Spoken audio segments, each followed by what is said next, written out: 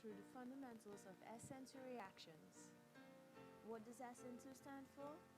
Substitution nucleophilic bimolecular reactions.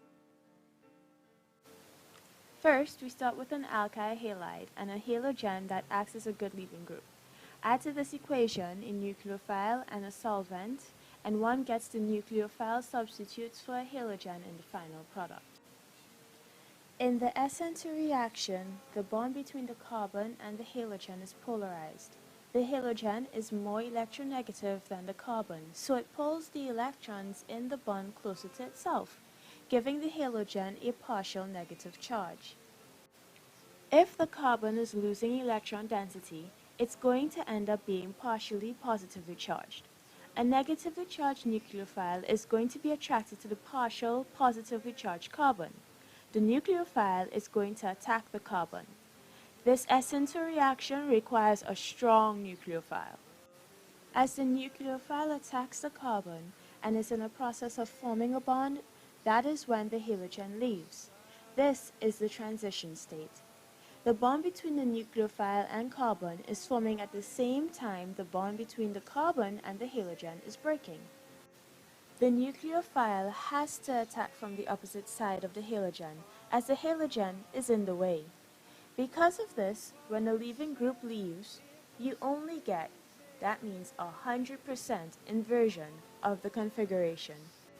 The overall rate of the reaction depends on the concentration of two of the reactants.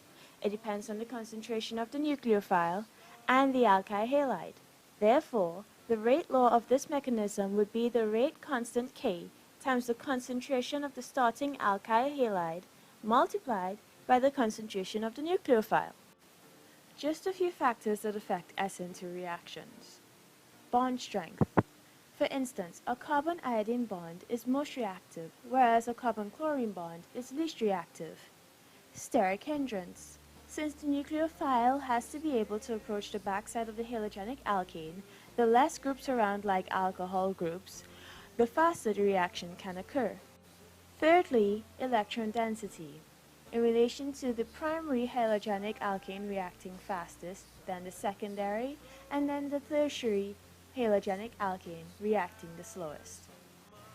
The image is just an example of the SN2 reaction explained before.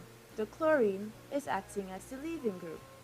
You can see the OH bond being made and the chlorine bond being broken.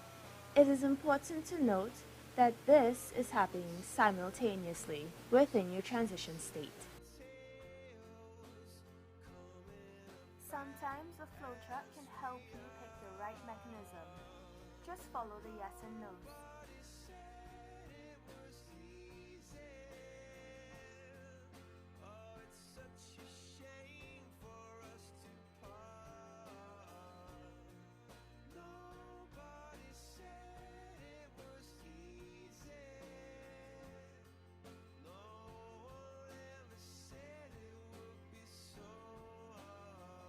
Thank you for your attention to my presentation on SN2 reactions. I would go over it again, but there's still so much I have to go learn. Bye!